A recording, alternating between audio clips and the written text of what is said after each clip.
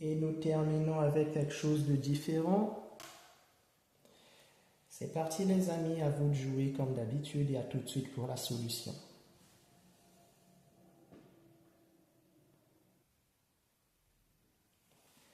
Allez, c'est parti pour la solution.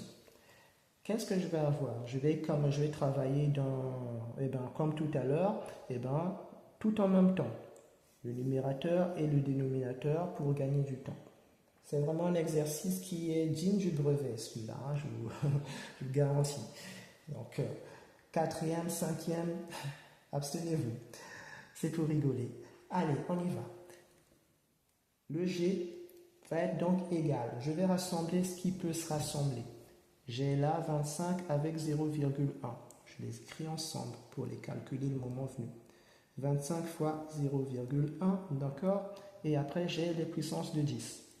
J'ai fois 10 puissance moins 5. J'ai là fois 10 puissance 2, hein, je les regroupe. Et j'ai enfin fois 10 puissance moins 2. Et en dessous, alors ça va être intéressant. J'ai ici deux nombres, mais multipliés chacun par une puissance de 10 identique. D'accord? C'est la même base avec la même puissance. Quand ça se produit, hein, ils sont à calculer dans une soustraction, mais même dans une addition, ce que je m'apprête à vous dire aurait fonctionné. Eh bien, ici, vous pouvez directement calculer 0,75 moins 0,2 en conservant 10 puissance 3. D'accord? C'est un peu comme si 10 puissance 3 était une unité identique. Qu'est-ce qui se passe quand on vous écrit 0,75 mètres moins 0,2 mètres? Ben, vous faites fi des mètres. Vous ne calculez que les nombres entre eux, vu que les mètres sont identiques, n'est-ce pas? Donc ici, c'est ce qui va se passer. Vous allez juste calculer 0,75 moins 0,2 et le résultat sera accompagné du 10 puissance 3, n'est-ce pas? Et donc, c'est ce qui va se passer. On va donc avoir ça. Je peux le mettre dans une boîte comme ça. Ça va nous donner 0,75 moins 0,2 et le tout sera fois 10 puissance 3. Ça attend. Et on met notre barre de fraction.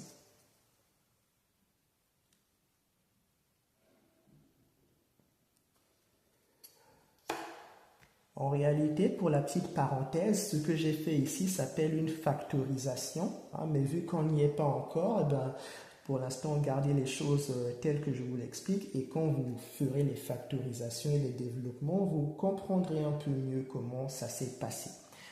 Voilà donc. On en est là et on va calculer ce qui peut se calculer ensemble. On va avoir l'expression G qui va être égale ici, j'ai 25 fois 0,1, ça va me faire 2,5.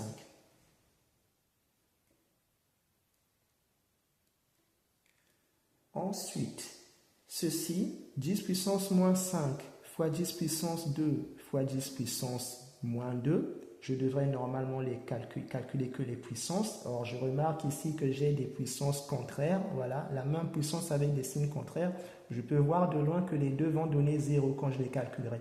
Car 2 moins 2 vont faire 0 finalement. Et il ne restera donc plus qu'une puissance moins 5. Donc, l'ensemble va me donner moins 5 plus 2 moins 2. Ça me donnera juste 10 puissance moins 5. Donc, fois 10 puissance moins 5. Voilà où on en est pour le numérateur. Et pour le dénominateur, qu'est-ce que je vais avoir en dessous?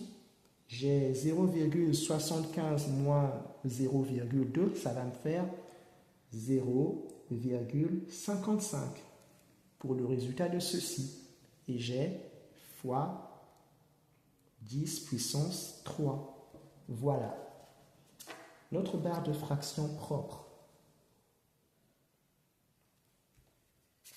Et maintenant que j'ai ça, c'est une autre façon de faire, mais elles se rejoignent toutes. Hein. Vous pouvez très bien, pour ce genre d'exercice, utiliser ce que je fais maintenant ou ce qu'on a fait précédemment. Tout fonctionne, d'accord? Ne vous perturbez pas outre mesure. Et à présent, nous allons remonter ceci comme on a appris à le faire en mettant le signe contraire de ce qu'il porte actuellement.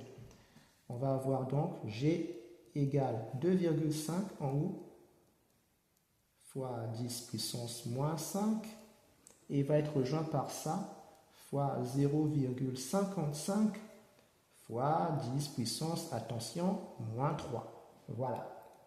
Le 10 puissance 3 est monté et son signe a changé en vertu d'une propriété sur les puissances.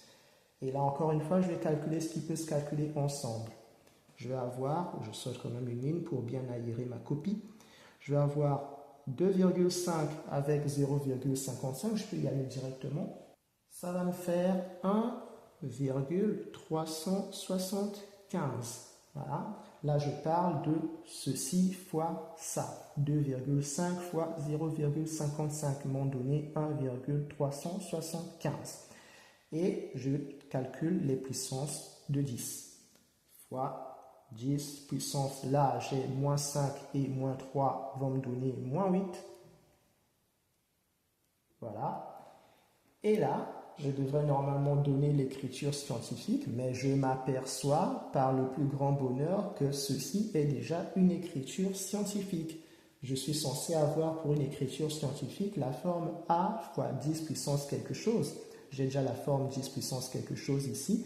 Et pour le A, c'est censé être un nombre décimal avec un seul chiffre à gauche de la virgule qui doit être non nul. Et j'ai ce chiffre. Voilà, c'est un nombre décimal qui n'a qu'un seul chiffre à gauche de sa virgule. Et ce chiffre est non nul car il est différent de 0, car c'est 1. Et donc c'est une écriture scientifique et je n'ai plus rien à faire. Je peux tout simplement qu'encadrer mon résultat et c'est fini. Et c'est également la fin de notre planche d'exercice sur les puissances. C'est un bon entraînement. On a vu un certain nombre de choses, donc c'est pas mal. Encore une fois, méditez-le bien, réfléchissez-y et n'hésitez surtout pas à le répéter, à refaire même les mêmes choses. D'accord? Voilà, c'est très important que de refaire les mêmes choses. Il n'y a pas meilleure façon d'absorber les connaissances. Et après, vous pouvez avancer sur des exercices différents si l'envie vous prend. C'est d'ailleurs, si je vous le conseille d'ailleurs fortement. Voilà, faites plus que ce que nous avons fait ensemble pour progresser davantage. Et d'ici là, portez-vous bien, travaillez bien et je vous dis à bientôt pour de nouveaux exercices d'entraînement ensemble sur d'autres thèmes. À bientôt.